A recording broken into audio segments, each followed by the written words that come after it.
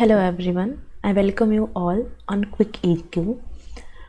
आज का हमारा डिस्कशन का टॉपिक है IMF यानी इंटरनेशनल मॉनेटरी फंड। आज हम इंटरनेशनल IMF के बारे में जितने भी इंफॉर्मेशन हो सकते हैं उतने इंफॉर्मेशन को कवर करने की कोशिश करेंगे। तो चलिए स्टार्ट करते हैं। हम इसमें पहले बताएंगे कि IMF क्या होता है, इसके ऑब्जेक्टिव्स क्या हैं, कितनी फैसिलिटीज़ ये प्रोवाइड करता है जितने भी IMF के मेंबर नेशंस हैं। तो पहले हम इसका देखते हैं कि IMF का फॉर्मेशन कब हुआ था। तो IMF का फॉर्मेशन हुआ था 1945 बाय 29 मेंबर कंट्रीज़, यानी कि वर्ल्ड वॉर सेकेंड के बाद सारी कंट्रियाँ मिलके। इसके पहले क्या हुआ था, कितने और ऐसे फंड्स और बहुत सारी ऐसे इंस्टीट्यूशंस जो बने हुए थे आफ्टर वर्ल्ड वॉर सेकेंड, तो उसके भी कुछ वीडियोस जो IMF के पहले बने हुए हैं, IMF के साथ बने हुए हैं, मैंने ऑलरेडी कराया है, आप उसको देख लीजिएगा।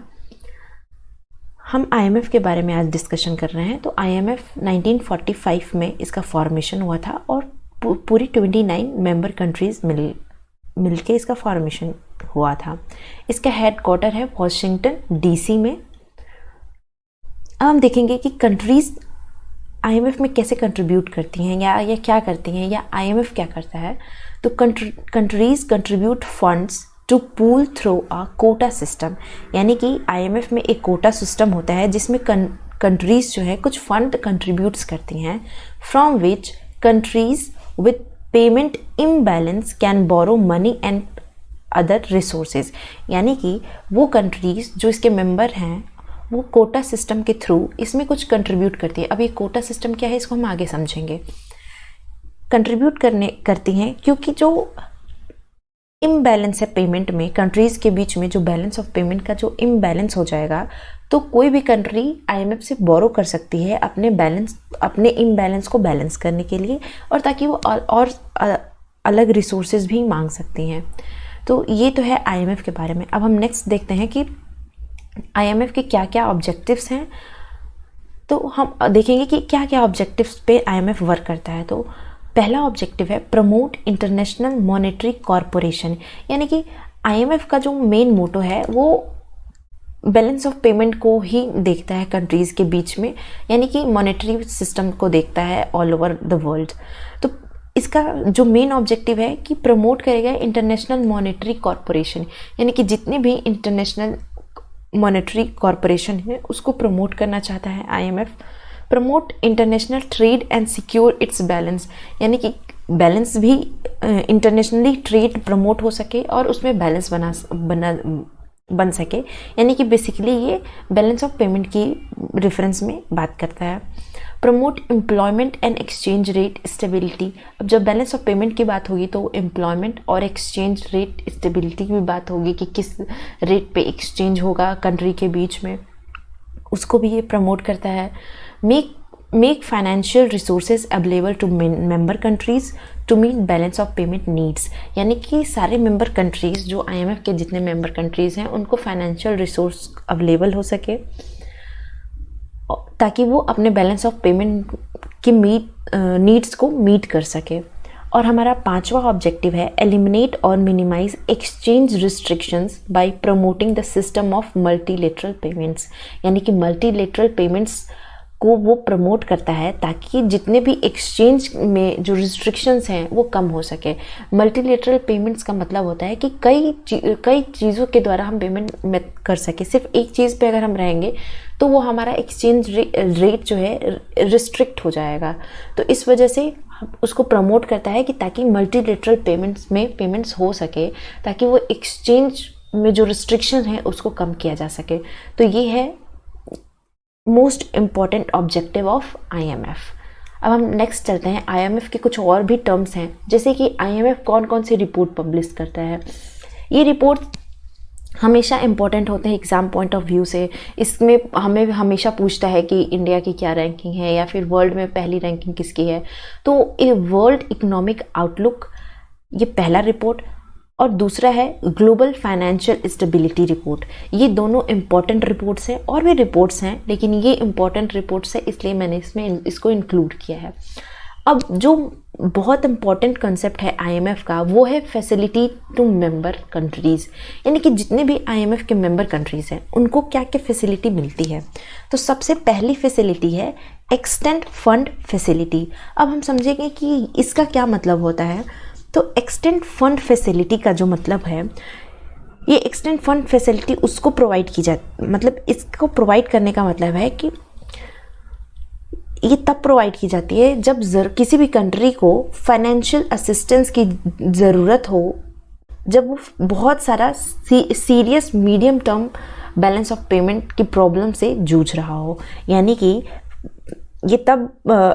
ये फैसिलिटी तब प्रोवाइड की जाती है जब कोई कंट्री फेस कर रहा हो बहुत सीरियस मीडियम टर्म बैलेंस, यानी कि medium term balance of payment problem,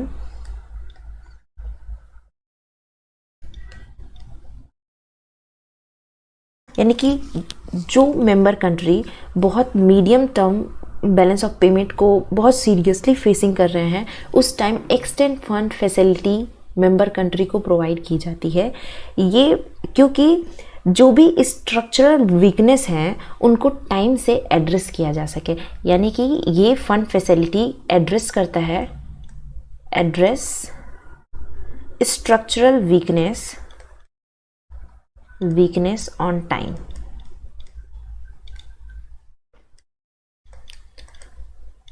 तो ये फैसिलिटी तो हो गई एक्सटेंड फंड फैसिलिटी, यानी कि जो भी ये तब प्रोवाइड की जाती है जब कंट्री बहुत serious medium term balance of payment problem को फेस कर रहा हो, और क्योंकि वो स्ट्रक्चरल वीकनेस टाइम से एड्रेस हो सके, इसीलिए एक्सटेंड फंड फैसिलिटी दी जाती है मेंबर कंट्री को। दूसरी फैसिलिटी का नाम है स्टैंड बाय फैसिलिटी। तो ये फैसिलिटी कब प्रोवाइड की जाती है? तो ये हमेशा low income countries with short term balance of payment, ये medium term balance of payment, ये शॉर्ट टर्म बीओपी। अब देखिए इन दोनों में क्या अंतर है। एक्सटेंड फंड फैसिलिटी में medium term balance of payment problem को एड्रेस किया जाता है, जबकि स्टैंड बाय फैसिलिटी में short term balance of payment को एड्रेस किया जाता है विथ लो इनकम कंट्रीज। यानी कि जो लो इनकम कंट्रीज हैं उनकी अगर short term balance of payment की कोई प्रॉब्लम से अगर वो जूझ रहे हैं तो उनको ये फाइनेंशियल असिस्टेंस प्रोवाइड करता है IMF with stand by facility name. यानी कि जब वो फाइनेंशियल असिस्टेंस प्रोवाइड करता है किसी भी कंट्री को तो उसका नाम होता है स्टैंड बाय फैसिलिटी, जो कि शॉर्ट टर्म के लिए होता है। अगर बीओपी में कोई शॉर्ट टर्म की प्रॉब्लम फेस कर रहा है लो इनकम कंट्री तो उसको ये फैसिलिटी प्रोवाइड की जाती है। तीसरा जो हमारा मेथड है वो है कंटिंजेंट क्रेडिट लाइन। इसका क्या मतलब होता है? कंटिंजेंट क्रेडिट लाइन उसे कहते हैं, यानी कि the development policy loan with deferred downfall option. यानी कि ये थोड़ा टेक्निकल नेम है लेकिन फिर भी मैं आप लोगों को इसको समझा रही हूँ। इसको ध्यान से सुनिएगा। The development policy loan with deferred downfall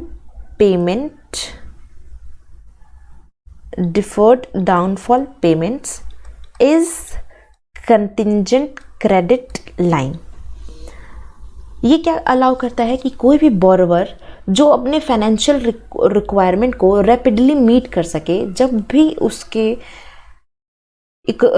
भी ऐसा कुछ इवेंट हो जैसे कि उसका कुछ इकोनॉमिकल बहुत लॉस हो गया हो या बहुत शॉर्टफॉल से जूझ रहा हो, कोई रिसोर्सेज उसको अच्छे से प्रोवाइड नहीं हो पा रहा हो, तब ये contingent credit line facility IMF provide करती है ताकि वो अपने शॉर्टफॉल से बच सके। चौथा है कंपनसेटरी फैसिलिटी। अब इस फैसिलिटी को क्या कहते हैं इसको हम समझ लेते हैं।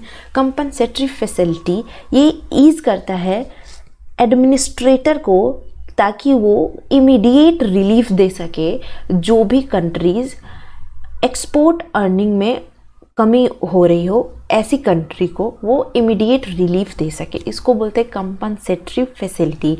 यानी कि ये एडमिनिस्ट्रेटिव पावर है, ये एडमिनिस्ट्रेटिव यानी कि is easy to administrator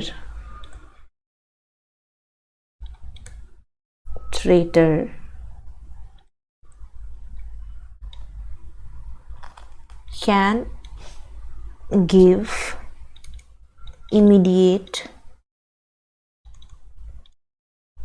relief to primary exporting country.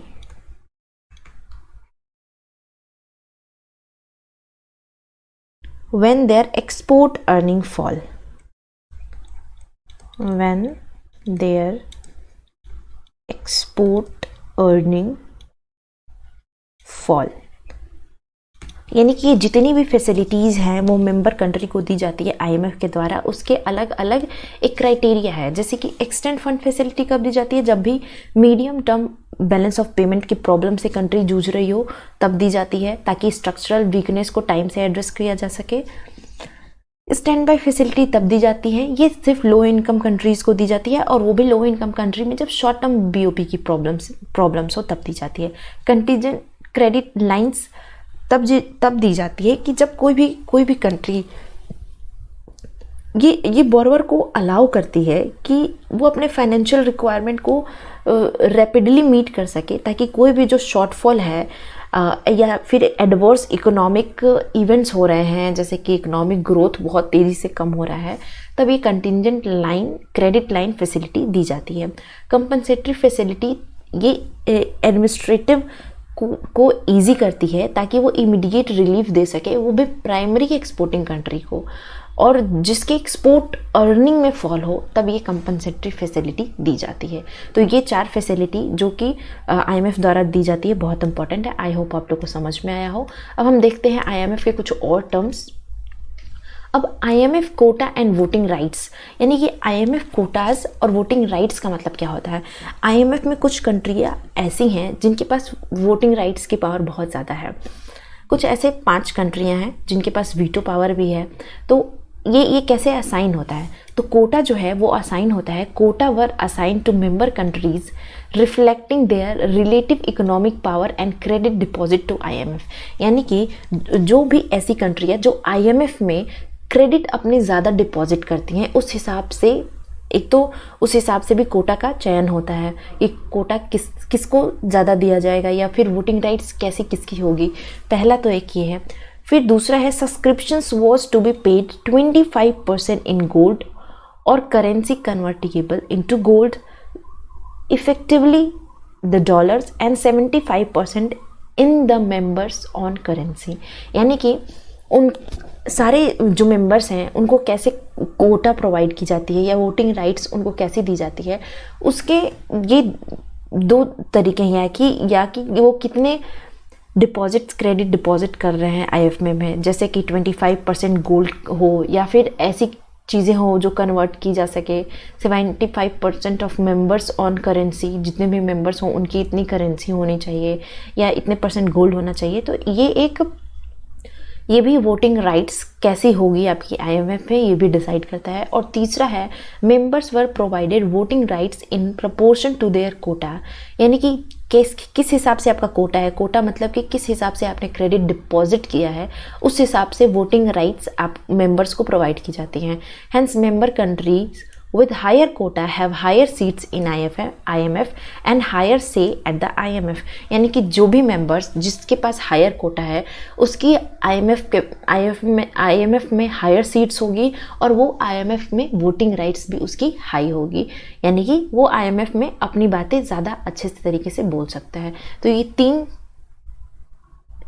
चीज़ें हैं जो कि वोटिंग राइट्स को डिसाइड करती हैं आईएमएफ में कोटा के बिहाफ पे।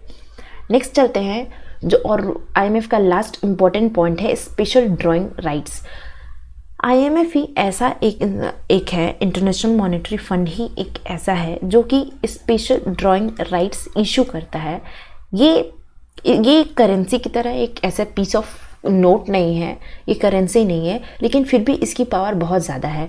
Special drawing rights are supplementary foreign exchange reserve assets defined and maintained by IMF। ये एक फॉरेन एक्सचेंज रिजर्व के तौर पे काम किया जाता है, जिसको डिफाइन और मेंटेन भी IMF के द्वारा ही किया जाता है। यानी कि इसको हम कह सकते हैं कि IMF ने एक अपनी करेंसी दी है, जो कि ये करेंसी नहीं है, लेकिन फिर भी इसकी पावर करेंसी से कम भी नहीं है। अगर आप किसी के पास ये, और वो भी ये जो स्पेशल ड्राइंग राइट्स है, SDR है, ये सिर्फ और सिर्फ IMF के ही मेंबर्स इसका यूज़ भी कर सकते हैं। जैसे कि अब हम SDR के बारे में समझेंगे कि SDR एक करेंसी नहीं है, instant it represents a claim to currency by the IMF members country for which they may be exchange. यानी कि अगर किसी के पास पैसे नहीं है लेकिन उसके पास स्पेशल ड्राइंग राइट्स हैं, जितनी स्पेशल ड्राइंग राइट्स है आप उसको दे के आप अपनी चीज़ें एक्सचेंज कर सकते हैं। और वो ये सिर्फ IMF के मेंबर कंट्रीज़ के पास ये राइट्स है, और ये स्पेशल ड्राइंग राइट्स बहुत स्ट्रॉन्ग होती हैं। और स्पेशल ड्राइंग राइट्स स्टार्ट हुआ था, जितने भी अभी हमने पीछे फैसिलिटीज़ पढ़ी हैं वो अचानक से नहीं आई हैं, IMF में इंट्रोड्यूस नहीं हुई, एक साथ इंट्रोड्यूस नहीं है। सबके इंट्रोड्यूस होने का टाइम ड्यूरेशन अलग अलग है। जैसे कुछ 1999 में हुई, कुछ अलग हुई, जितने भी stand by facilities, extended fund facilities हमने पढ़ी थी। उसी तरह ये SDR जो है ये IMF में 1969 में इंट्रोड्यूस हुई थी, और ये SDR बहुत पावरफुल एक एज अ करेंसी है, रिप्रेजेंट करता है क्लेम टू करेंसी, लेकिन ये करेंसी नहीं है। IMF कंट्री इसका यूज़ करती हैं एक्सचेंज करने में, और ये SDR की वैल्यू का जो वेटेज है वो कितनी करेंसीज में डिफाइन की गई है। तो अब कौन सी करेंसी का मतलब ये SDR कैसे डिफाइन की जाती है, तो इनकी वैल्यूज़ अलग अलग होती है। जैसे कि The value of SDR is defined by the weightage currency basket of the 5 major currencies। यानी कि जितनी करेंसीज हैं उसके ही तौर पे ये डिफाइन की जाती हैं। जैसे US डॉलर, सबसे ज़्यादा SDR की वैल्यू US डॉलर में की है, फिर उसके बाद यूरो, फिर British pound, Chinese yuan and Japanese yen. ये हमेशा बदलती घटती बढ़ती रहती है, इसीलिए मैंने इसकी वैल्यूज़ नहीं लिखी हैं। आप लोग इसकी वैल्यूज़ देख लीजिएगा कि SDR में वेटेज करेंसी की अभी कौन सी वैल्यू सबसे ज़्यादा है। हमेशा US डॉलर की सबसे ज़्यादा होती है। इसलिए 5 करेंसी है, नाम याद रखिएगा, the US dollar, the euro, the British pound, the Chinese yuan and Japanese yen. ये 5 पावरफुल करेंसीज़ हैं, और जिसमें SDR की जो वैल्यू है इसी करेंसीज़ की सबसे ज़्यादा हाई भी हैं। तो ये सारे इंपॉर्टेंट जो पॉइंट्स थे IMF के आज हमने डिस्कस किए। आई होप आप लोगों को अच्छे लगे होंगे और आप लोगों को बहुत हेल्पफुल भी होगा।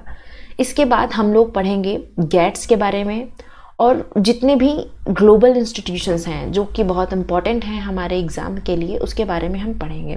तो आज के लिए इतना ही। Thank you so much and stay tuned.